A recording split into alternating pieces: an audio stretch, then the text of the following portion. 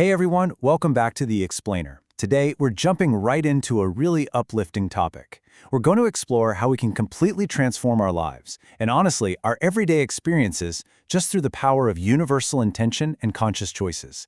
We're breaking down this fascinating concept called the Akashic Synergy, and we'll see exactly how our daily actions have a massive ripple effect on the collective welfare of the whole world. So let's kick things off with a pretty wild question. What if you could change your objective reality just by shifting your internal chemicals? I know. It sounds a little bit like science fiction at first glance, right? But as you're going to see in this explainer, our internal mindset and the everyday choices we make, they literally shape the physical, material world we interact with every single day. It's a real game changer. Okay, Section 1. What is Akashic Synergy? Basically, Akashic Synergy is defined as subjectively transforming our objective experiences by understanding the three modes of nature.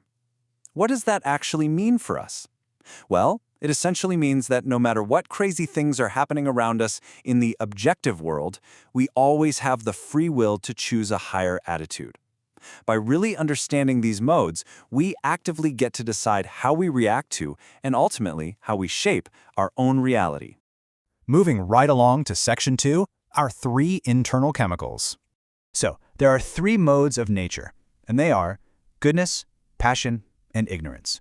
You can think of these three modes like internal chemicals. They mix and match in all sorts of ways to influence absolutely everything in material creation. And here's the really fascinating part. It's a massive feedback loop. We actually come under the influence of these modes based directly on the choices we make.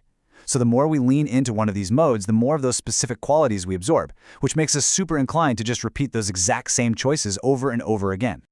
All right, let's hit Section 3, the charity example.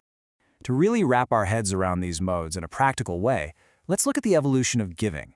We can map the act of charity directly to our three modes: ignorance, passion, and goodness.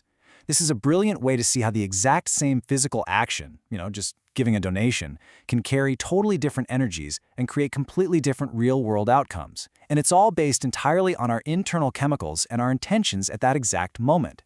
Let's break each of these down. Starting at the absolute bottom, we have giving in the mode of ignorance. This looks like giving your donation to the wrong organization or the wrong person at the wrong time and place. And worse, doing it in a way that actually causes harm. At its lowest point, this mode of ignorance is a serious deterioration. It's basically a complete insensitivity toward the pain of other people.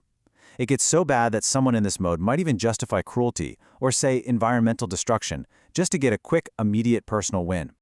Now, stepping up one level, we find giving in the mode of passion. This means you're giving that donation out of a feeling of obligation, or maybe you're just doing it to get some personal fame and popularity, The passion mode gives us a really powerful drive to get things done, for sure, but it is heavily focused on I, me, and mine. It just pushes forward to hit goals without stopping to think about the deeper values or the lasting impact those actions are going to have on everybody else. But then we get to giving in the mode of goodness, and this is a totally different ballgame. It means giving your donation to the right organization at the right time and place so that everyone actually benefits. Operating in this mode means you have knowledge and you're actively applying it to take responsibility for the spiritual, social, individual, and collective welfare of literally everyone. It is a completely holistic approach to how we act in the world. Which brings us to Section 4, synergy versus dyssynergy.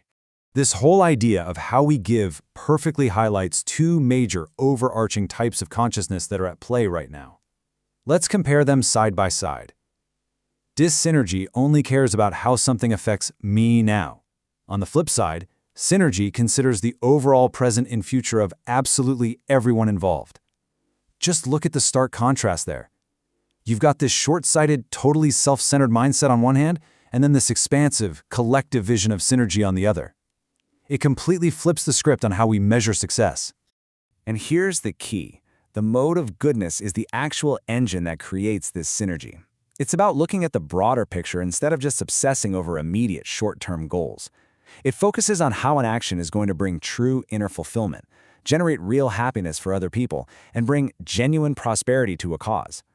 When we operate in this synergistic mode of goodness, we aren't just checking off a to-do list, we're actively generating this deep inner fulfillment while simultaneously building outward prosperity for the whole collective.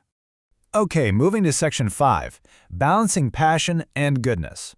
So you might be wondering, how do we practically apply all this wisdom in our fast-paced, modern lives without losing our edge or our drive to succeed?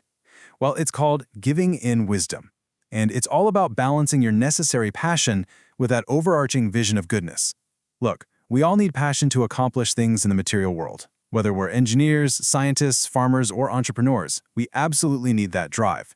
But that drive has to be balanced with a crystal clear vision of our larger social and spiritual responsibilities. And that brings us to a pretty stark warning, actually. If passion is not balanced with goodness, it naturally degrades into ignorance. So the absolute crucial takeaway here is that ambition without a moral compass doesn't just, sit there in neutral. It actively deteriorates into harmful ignorance. If it goes unchecked, it just evolves right back into that state of insensitivity we talked about earlier, where harming other people or the environment becomes super easy to justify for a quick win. So how do we stop that degradation and actually grow the synergy instead? Well, first off, we have to consistently make our choices based on those higher principles and values. But just as importantly, you grow the synergy by actively positioning yourself with other people who are synced into that exact same vibration. By finding and aligning yourself with like-minded folks who share this vision of goodness, you literally help automatically generate the mode of goodness in everyone. It creates this shared, incredibly powerful momentum. And that brings us to the final, absolutely crucial question I want you to take away from this explainer. Which vibration are you going to sink into today? As you head back out into your objective reality, I want you to really think about your internal chemicals. Think about where those modes of goodness, passion, and ignorance are operating in your own life right now. How are you going to use your free will today to balance your necessary passion with goodness and actually elevate the world around you? Because at the end of the day, that choice and the synergy that comes from it is entirely in your hands. Thanks so much for joining me for this explainer, and I really hope you carry this vision forward.